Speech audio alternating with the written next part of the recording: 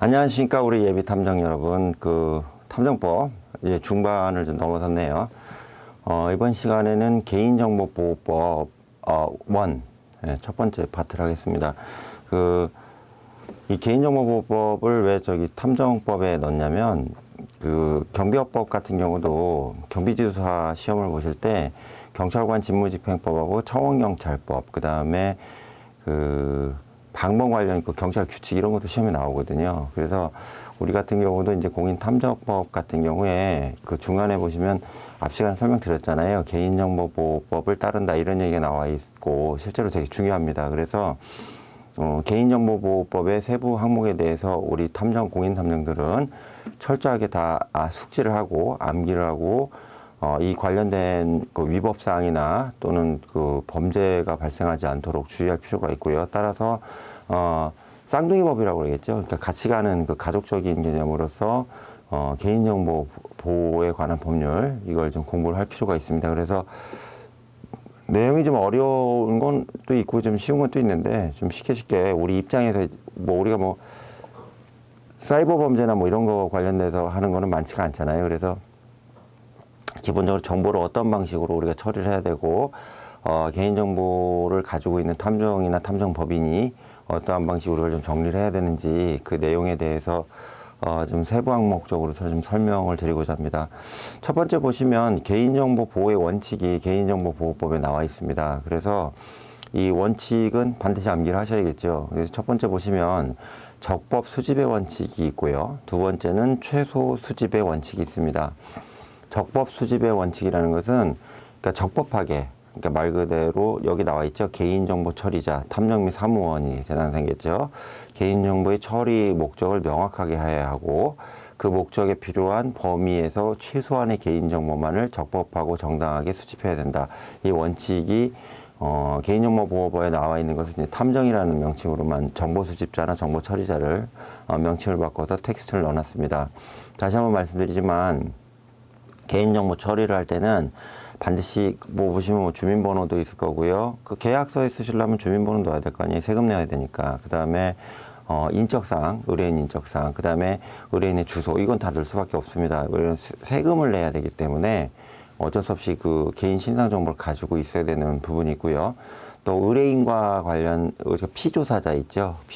조사 대상자, 조사 대상자와 관련된 정보도 수집을 하다 보면 수집이 되는 내용들이 또 있어요. 그래서 그런 부분 같은 경우도 우리 탐정이 가지고 있어야 될 정보나 가지고 있지 말아야 될 정보 이런 것들이 좀 구분이 될 수밖에 없거든요. 따라서 여기 나와 있다시피 목적에 필요한 범위라는 게 첫 번째 항목으로서 탐정 업무를 목적 수준에 맞게끔, 즉 이 사람이 어디 있는지 위치를 파악해야겠다 그러면 위치 정보가 해당되겠죠. 그 한도 내에서 해야 되고요. 예를 들어서 이제 채무를 크게 만들어 놓고 도망갔어요. 빚을 많이 지고. 이런 경우에 그 사람의 주민번호 있어야죠. 자산 파악을 해야 되기 때문에 자산 파악만을 전담하라 하는 탐정 입장에서는 등기부등본 떼어보고 사람 신상을 좀 알아야지 확인이 될 거 아니에요. 그러니까 범주 내에서만 개인정보를 가지고 있을 수 있다. 이게 이제 가장 중요한 원칙이고요. 그 다음에 적법하고 정당하게라는 것은 돈을 주고 불법적인 개인 신상 정보를 사는 행위는 안 되고, 정당한 권한에 의해서 이 정보를 좀 달라고 관청에 요구한다던가 아니면 주변의 탐문 과정에서 저희가 탐정인데 이러한 사람이 수배가 된 사람이 있는데 저희가 잡고자 한다. 피해자가 먼저 잡고자 하니까 이 사람 위치 좀 알려달라는 식으로 합법적으로 적법한 상황 내에서 정보를 수집하고 보관을 해야 된다. 이 내용이 적법 수집과 최소 수집의 원칙이라고 나와 있습니다. 최소 수집의 원칙은 앞서 강의에서 말씀드렸죠. 업무 초과 범위에 대해서 탐정업법에서는 금지를 하고 있잖아요. 마찬가지로 개인정보보호법에서도 정보를 수집을 할 때 너무 많은 정보를 수집하는 거는 절대 있어서는 안 된다고 이렇게 하고 있고요. 최소 한도 내에서만 정보를 수집하도록 대원칙으로 정해놓고 있는 사안입니다. 두 번째 보시면 적법 처리와 목적 부합의 원칙이라고 나와 있습니다. 개인정보보호법에 나와 있는 두 번째 원칙 조항이 되겠는데요. 개인정보 처리자, 여기선 탐정이나 탐정에 소속되어 있는 사무원을 얘기를 하겠죠. 개인정보의 처리 목적에 필요한 범위에서 적합하게 개인정보를 처리해야 하며 그 목적의 용도로 활용해서는 안 된다. 이거 진짜 중요한 겁니다. 왜 이 말씀을 드리냐면 정보를 이제 수집을 했어요. 수집을 했는데 그냥 그 사건에 대해서 끝났다면 뭐 파기는 못 하겠죠. 일정 기간 자료를 가지고 있어야 되니까 가지고는 계신데 어느 날 갑자기 그 내가 가지고 있던 자료의 소속에 들어가 있는 사람과 관련해 또 다른 사건이 또 의뢰가 들어온 거예요. 그랬을 때 여기서 중요한 거는 그 조사 자료, 즉 그 데이터베이스가 새롭게 그 내가 전에 조사했던 사람과 관련된 새로운 사건이 왔다 하더라도 그 범주 내에서 일부 활용하는 것까지는 관계가 없지만 저쪽 새로 나타난 의뢰인한테 네, 그 사람에 대해서 조사를 다 해놨는데 이런 거 다 보여드릴까요? 하면서 그 사람이 원하는 정보가 아닌 정보까지도 공개를 하는 경우에는 정보에 대한 어떤 처리나 가공, 사용에 있어서 목적이 부합하지 않을 수 있다는 얘기입니다. 그래서 반드시 말씀드리지만 적법하게 그러니까 법적인 절차 내에서 처리하는 것을 개인정보 보호의 기본 원칙으로 하고 있고요. 또 다음에 목적이 부합하도록 원래 수집하고자 하는 개인정보 목적 있잖아요. 그 목적에 부합하도록 정보를 수집하고 처리를 해야 된다. 이런 내용이 나와 있습니다. 근데 이제 이게 사실은 탐정을 대상으로 하는 법이 아니고 관청을 대상으로 하거나 또는 사회복지기관이나 주민생활지원 민간기관들이 있어요. 이런 기관들이 쉽게 얘기하면 그 정보 수집을 하는 과정에서 무차별적인 정보를 수집을 했다가 악용하는 사례들이 있거든요. 과거에 보시면 일부 정부에서 국가정보원이나 정보기관을 통해서 민간인 사찰 뭐 이런 거 많이 했었잖아요. 그러니까 그런 것들이 너무 문제가 되다 보니까 개인정보보호법이 강화가 되게 됐고요. 그 다음에 일부 그 기업에서 고객 정보를 너무 많이 수집을 해갖고 선생님들도 가끔 그러신 경우 있죠. 내가 전혀 이건 모르는 데서 뭐 마케팅 관련 뭐 이렇게 광고 메일 있잖아요. 광고 메일이 온다던가 우편물이 막 쌓이는 경우가 아마 옛날에 많이 보셨을 겁니다. 그거 왜 그러냐?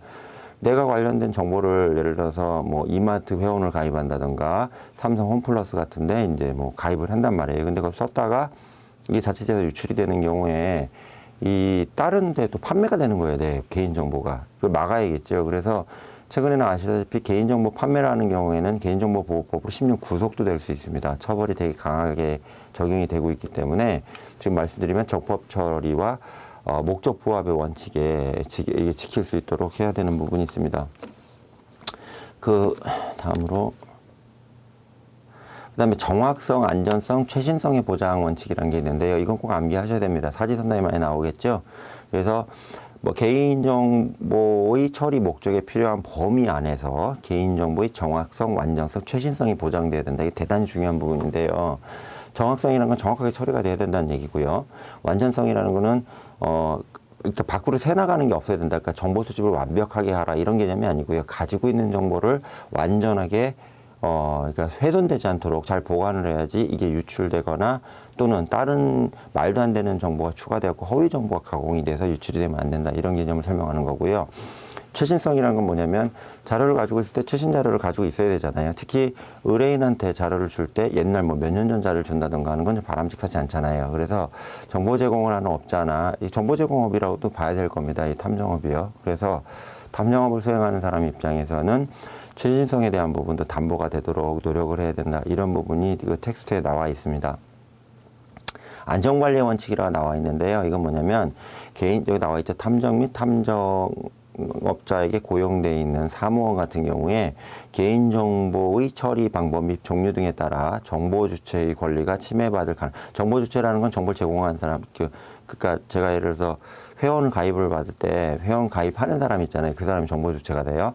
그래서 정보 주체의 권리가 침해받을 가능성과 그 위험 정도를 고려하여 개인정보를 안전하게 관리해야 된다. 이거 뭐 여러 가지가 있겠죠. 뭐 종이 같은 경우는 금고에 넣는다던가 아니면 이제 데이터베이스 같은 경우는 필요할 때만 꺼내 쓰게 뭐 외장하드에 넣는다던가 뭐 이런 방식으로 해서 제가 계속 누누이 강조하지만 우리는 정보를 취급하는 민간업자이기 때문에 절대적으로 이 정보가 나로 인해 유출되거나 훼손되거나 또는 나쁜 방향으로 가공돼서 유출되도록 하는 것은 절대로 있어서는 안 된다는 얘기입니다. 최고 일부 언론에 보시면 나는 말을 이만큼 했는데 말이 기락이라고 그러죠. 나쁜 기자들이 있어요. 실제로 일부지만 말씀드릴게요.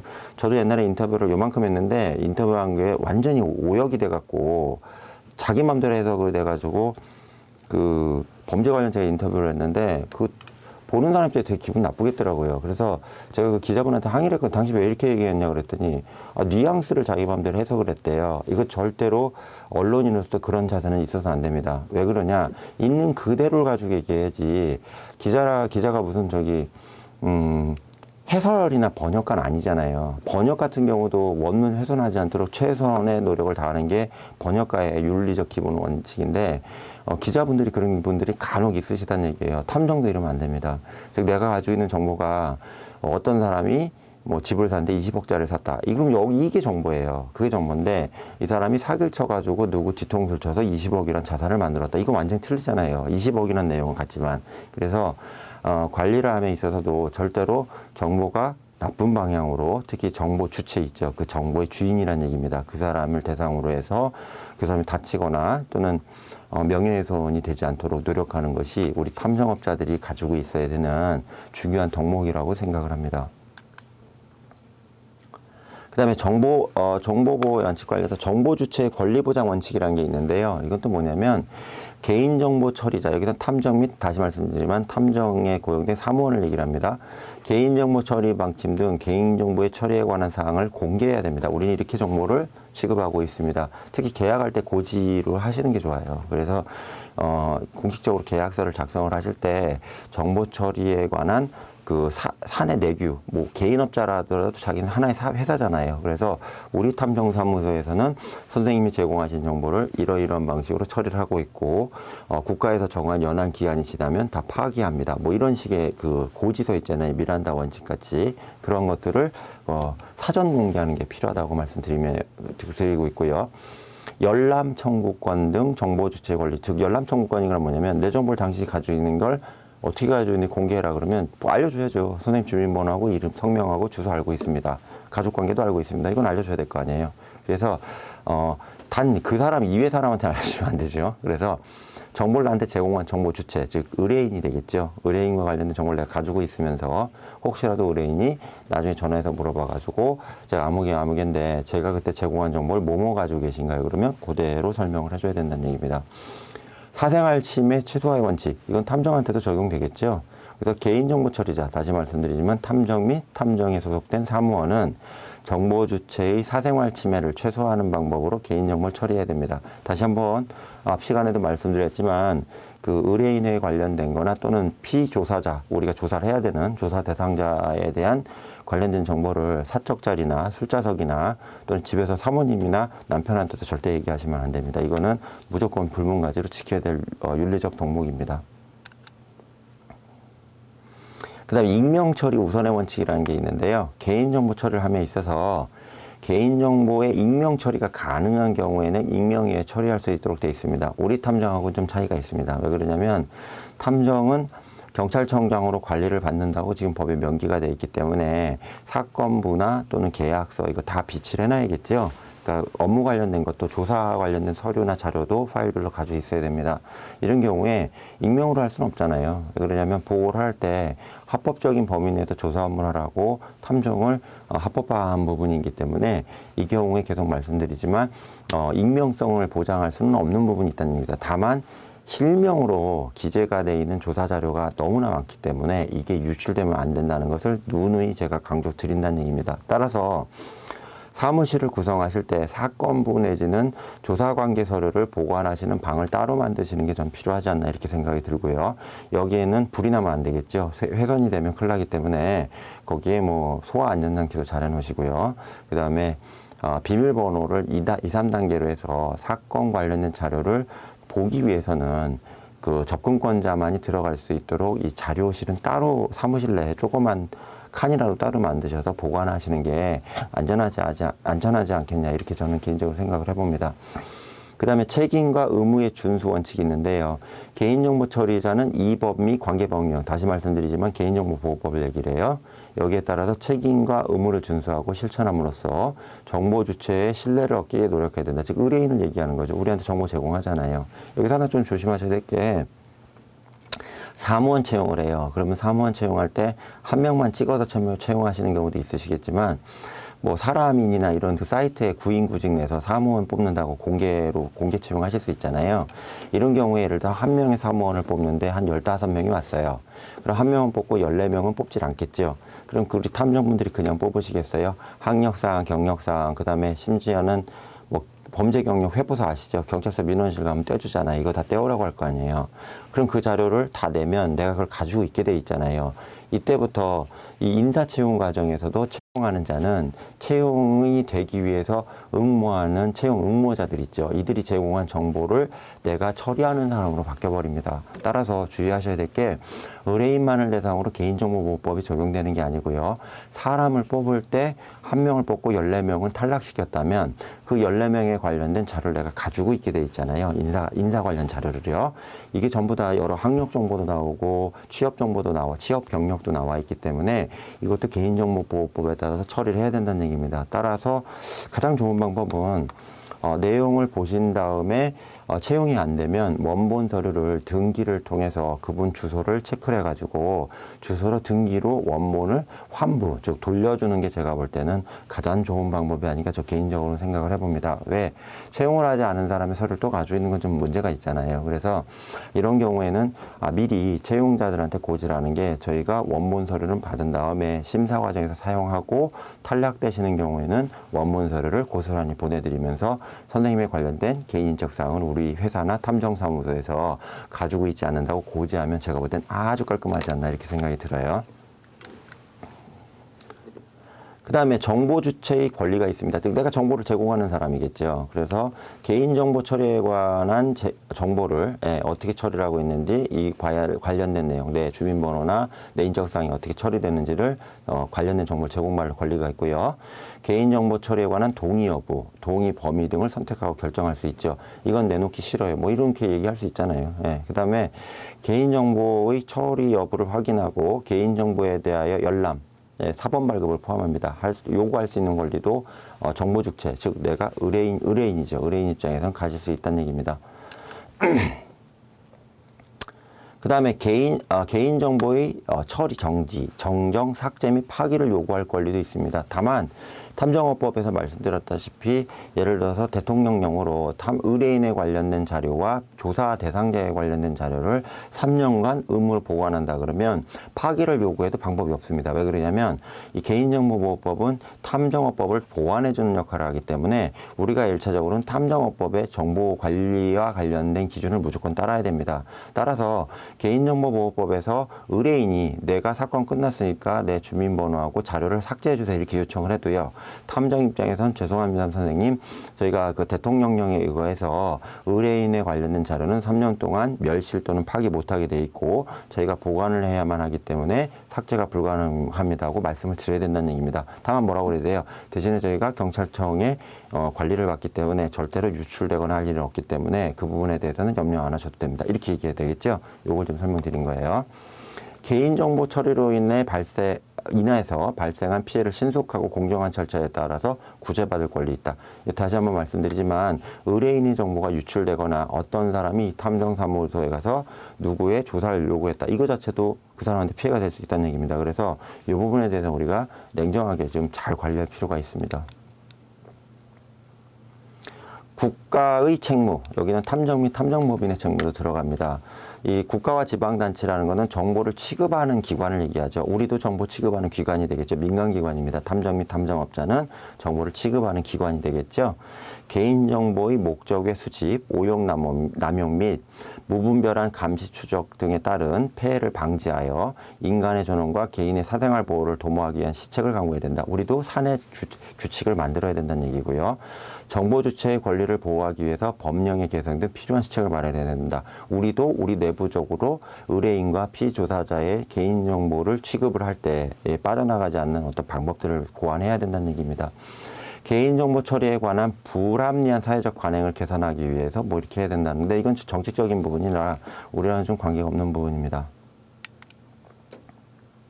이 챕터에서 이제 마지막 부분은 개인정보 처리에 관한 법령 또는 조례를 제정하거나 개정하는 경우에 이 법의 목적에 부합하도록 해야 된다는 얘기인데요. 이거 우리 탐정으로 좀 전용을 하면 탐정법인에서 아마 분명히 만들지만 의뢰인 정보 처리 규칙, 그러니까 법인 내에서요, 기업 내에서, 그다음에 피조사자 또는 조사 대상자 개인정보 처리 규칙을 아마 만드실 거예요. 지침이 있어야 돼요. 지침 만들어놔야겠죠. 이 지침 같은 경우 반드시 개인정보보호법의 규정과 배치되거나 위반하는 내용으로 기준을 만들면 안 된다는 얘기입니다. 그런 내용들이 지금 설명되어 있습니다.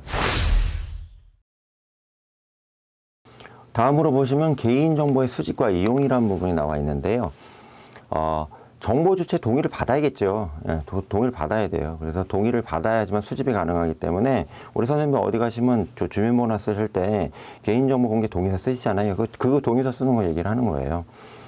법률에 특별한 규정이 있거나 법령상 의무를 준수하기 위해서 불가피한 경우, 즉 동의를 안 했다 하더라도 법령상 내놔 이런 경우가 있잖아요. 예를 들어서 주민등본 발급하러 가면 내 주민번호 써놔야 되잖아요.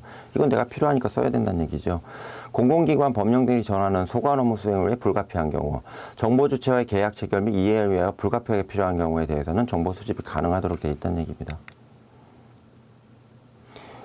정보 주체 및 그 법정 대리인이 의사표시를 할 수 없는 상태에 있거나 주소 불명 등으로 사전 동의를 받을 수 없는 경우, 이게 아주 불가피한 상황을 얘기하는 거죠.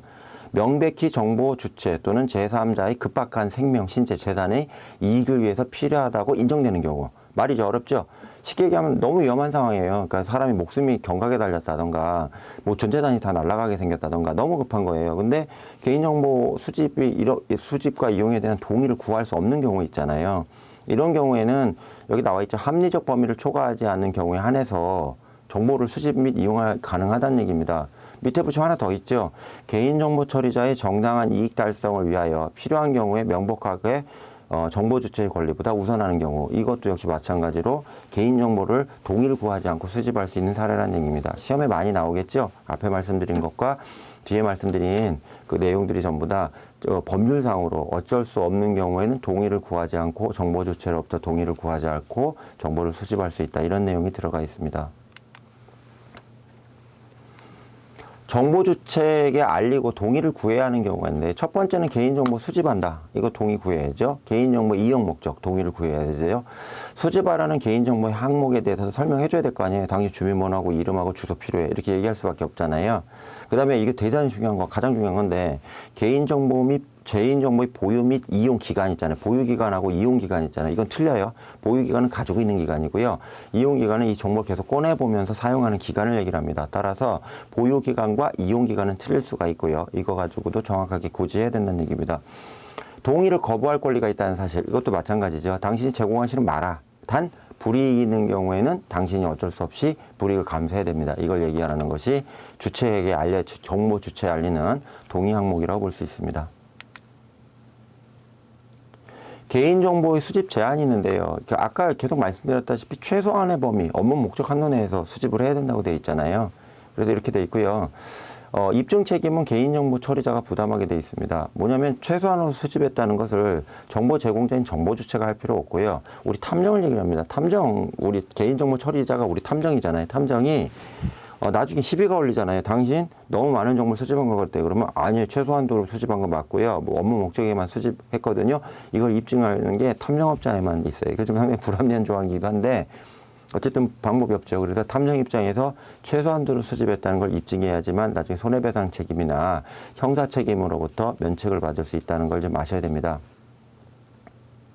그 다음에 최소한의 정보의 개인정보 수집에 동의하지 않는다는 이유로 정보 주체에게 재화 또는 서비스 제공을 거부해서는 안 된다. 이런 부분이 있는데요. 다만 이건 우리 탐정법하고 상충되는 부분이 있습니다. 계속 말씀드렸다시피 저희는 무조건 세금을 내야 됩니다. 세무서에다가 시금을 해야 되고요. 납세 의무를 반드시 가지고 있고 전체 현찰 가지고 거래하는 불법적인 탈세 업무는 절대 해서는 안 됩니다. 따라서 의뢰인이 왔을 때 주민번호와 주소 이름을 알아야지 저희가 세무서에 신고를 할 수가 있잖아요. 따라서 그러한 정보도 제공하지 않으면서 탐정한테 의뢰를 하겠다는 것 자체가 말이 안 되는 상황이라는 얘기입니다. 따라서 이런 경우에는 거부할 수 있습니다. 이 개인정보보호법에서는 거부하면 안 된다고 돼 있죠. 이건 관청을 대상으로 하는 얘기고요. 우리 민간업자이기 때문에 거부가 가능합니다. 제3자에게 제공이 가능한 경우, 이거 좀 상당히 지금 논란의 여지가 있는데요. 첫 번째는 정보 주체의 동의를 받은 경우, 그 다음에 개인정보보호법에 따라서 개인정보를 수집한 목적 범위에서 개인정보를 제공한 경우. 그러니까 쉽게 얘기하면 동의를 구하거나 개인정보보호법에서 여기까지 가능하다고 하는 그 범위가 있거든요. 여기까지는 제3자한테 제공이 가능한데 제가 부탁 말씀드리는데 탐정을 하면 안 돼요. 이 말씀 해드리냐면 탐정에서 끝나야 돼요. 단 예를 들어 이제 그러니까 탐정업자가 이제 정보를 수집한 걸 가지고 소송으로 이제 전향이 되는 경우 있잖아요. 그러면 탐정업자가 그 정보를 변호사 사무실에 넘겨주고 의뢰인한테 찾아가라 이렇게 하셨잖아요. 이건 좀 바람직하지 않다는 얘기입니다. 어떻게 해야 되냐? 탐정업자가 의뢰인한테 정보를 그 서류를 다 주고요. 이 서류를 가시고 제가 소개해드린 변호사 사무실에 가셔서 이 서류를 제출하십시오. 이게 옳은 방법이라는 얘기입니다. 그렇지 않고 편하게 하려고 의뢰인님은 그냥 그쪽 변호사 사무실 가시면 저희가 가지고 있는 자료를 그쪽으로 넘기겠습니다. 이렇게 하는 경우에는 제3자 제공이 돼 버리잖아요. 이때부터 복잡한 소송이나 문제나 책임의 소재가 발생할 수 있다는 얘기입니다. 다시 한번 부탁 말씀드리는데 서류를 넘기실 때는 의뢰인이 직접 가져가도록 하는 게 더 바람직하다. 이걸 제가 말씀드립니다. 제3자 제공 시 정보 주체한테 알릴 내용. 예를 들어서 이제 의뢰인이 귀찮으니까 탐정사무소에서 변호사 사무실로 자료를 넘겨주라고 해요. 그럴 수도 있어요. 자기가 귀찮으니까. 그럼 이럴 때 반드시 이 얘기를 해줘야 됩니다. 제공을 받는 제공자. 여기서는 변호사 사무실에 해당되겠죠. 그 다음에 개인정보 이용 목적, 소송 때문에 필요한 거겠죠. 그 다음에 제공하는 개인정보 항목, 사건 조사 항목하고 의뢰인 사항 뭐 이런 거 다 들어가 있겠죠. 개인정보 보유 및 이용 기간, 그쪽 변호사 사무실에서 가지고 있는 기간이 필요하고요. 동의를 거부할 수 있다는 권리가, 그러니까 저 싫으시면 마셔요. 이것도 얘기해 줘야 되는 거고요. 그 사람이 부탁했다 하더라도 이렇게 얘기해 줘야 됩니다. 동의를 거부할 경우에 불이익이 있다는 사실도 고지를 해줘야 됩니다. 이걸 제3자 정보 제공의 미란다 원칙이라고 좀 부릅니다. 국외의 제3자에 대한, 그러니까 해외로 또 정보 제공하는 경우가 있을 수 있죠. 국제성 업무 같은 경우에는 마찬가지로 정보 주체한테 알려야 되고요. 동의를 받아야 되고요. 그 다음에 법을 위반하는 내용으로 개인정보의 국외 이전에 관한 계약을 체결해서는 안 됩니다. 그러니까 불법적인 해외 정보 유출은 절대로 안 된다. 이건 처벌받을 수밖에 없겠죠. 이거를 차단하고 있습니다.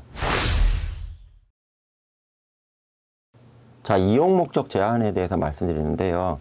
예를 들어서 개인정보 처리자, 탐정을 얘기하겠죠. 개인정보를 범위를 초과하여 이용하거나 범위를 초과하여 제3자한테 제공해서는 안 된다. 이것도 주의할 사항이겠죠. 단 동의를 정보 주체, 즉 정보를 제공한 사람, 의뢰인으로부터 별도의 동의를 받은 경우나 다른 법에 예를 들어 경찰 수사가 들어왔어요. 그래서 수사가 들어와서 당신한테 한 의뢰인이 나쁜 사람 같은데 그 의뢰인을 수사하려 하니 자료를 내놔라 그러면 탐정 입장에서 무슨 근거로 하죠? 그럼 영장 보낼 테니까 영장에 따라서 압수수색에 응해라. 그럼 내줘야죠. 압수수색 영장이 왔잖아요. 어떻게 해줘야지. 그래서 이런 식으로 법에 의해서 특별한 규정이나 어떤 프로세스에 의한 경우에도 해줄 수가 있고요.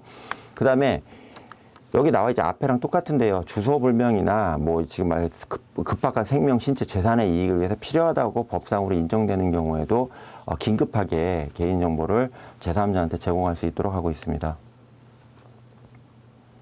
그 다음에 통계 작성 및 학술 연구 목적으로 해서 제공할 수 있습니다. 특히 뭐 탐정 의뢰인과 관련된 뭐 학술 연구가 진행이 돼요. 경찰청에서. 그랬더니 자료를 달래요. 그러면 그거 주긴 줘야 돼요. 왜? 통계 학술 연구를 한다니까 줘야 되는데 단 조건 있죠.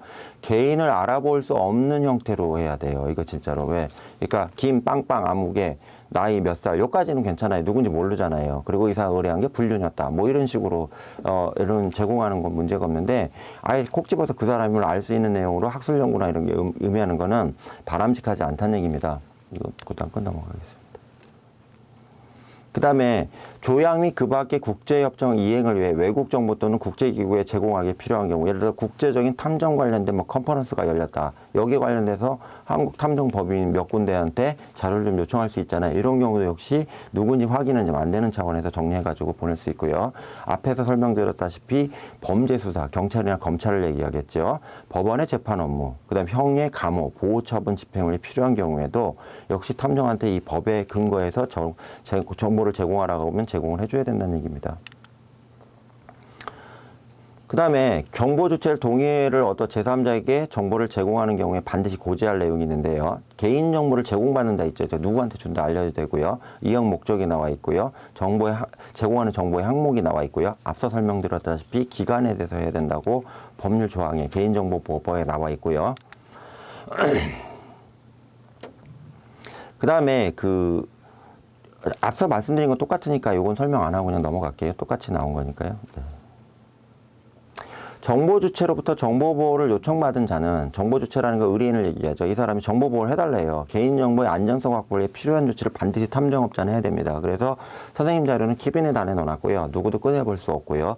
경찰청에서만 감사 들어올 때 확인시켜 드리니까 걱정하지 마십시오 하고서는 안전이 담보된 내용에 대해서 답안지를 좀 보내줘야 될 필요가 있고요.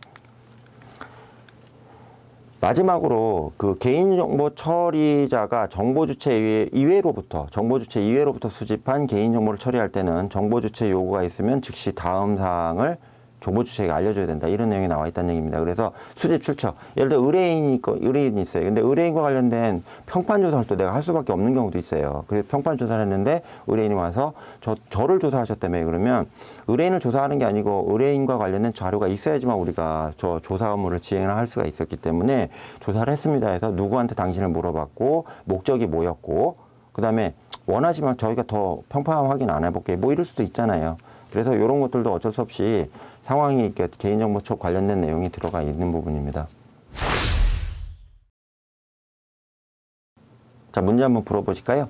개인정보 수집을 위해서 정보주체에게 알리고 동의를 구해야 하는 경우에 그 내용으로서 해당하지 않는 것은 뭐가 있을까요? 개인정보 이용 목적, 동의를 거부할 권리가 없다는 사실. 이게 말이 안 되네요. 그죠?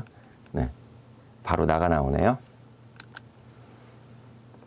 정보주체 이외로부터 수집한 개인정보의 수집 출처 등에 대해서 정보주체가 요구하는 경우에 즉시 제공해야 할 대상에 해당하지 않는 것은 즉시 제공해야 되는 내용이 있잖아요. 예. 그럼 뭐가 있을까요? 요즘 개인정보의 강제 삭제 요구권이 있음을 고지, 개인정보의 수집 출처를 고지, 개인정보 처리 목적을 고지, 개인정보 처리 정지 요구할 권리가 있다는 사실 고지. 뭘까요? 네, 가죠. 예, 이건 좀 말이 안 되는 얘기고요. 세 번째, 개인정보의 목적 범위를 초과하여 제3자에게 제공 가능한 경우로서 적절하지 않은 것. 이게 시험에 많이 나오겠죠. 일반적으로 동의를 구하고 하면 되는데 동의를 안 구하고 이제 정보를 제공해도 되는 사례들이 몇 가지 있다고 제가 아까 읊어드렸잖아요. 쭉 읽어보시면 뭐 말이 안 되는 게 하나 있죠. 몇 번일까요? 네, 답니다. 경찰의 주요 인사 동향 파악을 위해 필요한 경우. 경찰 나오니까 처음에 많은 줄 알고 넘어가셨어요. 큰일 나요. 경찰에서 수사와 관련돼서 영장에 의해서 정보를 제공해달라고 하는 경우 또는 수사를 위해서 필요한 경우에는 적법한 절차에서 가능하지만 주요 인사 동향 파악을 위해서 당신이 그 처리한 주요 인사에 관련된 자료를 내놔라. 이거 말이 안 되는 얘기죠. 이건 절대 있어서는 안 된다는 얘기입니다. 자, 계속 말씀드렸다시피 개인정보 보호의 원칙이 있는데 이러한 쭉 원칙들이 있고요. 특히 그 정확성, 만족성, 최신성의 보장을 탐정해야 된다. 이런 부분과 사생활 침해 최소화의 원칙 이런 것들은 세부적으로 많이 알아놓을 필요가 있습니다. 정보 수집의 원칙과 관련해서 여기 나와 있죠. 개인정보 수집 제한이나 개인정보 제공이 가능한 경우를 숙지를 해갖고요. 정보를 정확하게 풀었을 수 있게 관리하셔야 되고요. 특히 탐정업자나 또는 사무원으로부터 유출되는 사례가 없도록 주의할 필요가 있다는 걸 말씀드립니다. 그 다음에 개인정보의 범위를 초과하여 이용하거나 또는 범위를 초과하여 제3자한테 제공하면 처벌받게 돼 있다는 부분도 주의할 필요가 있습니다. 마지막 부분인데요. 수집한 개인정보 수집 출처 있잖아요.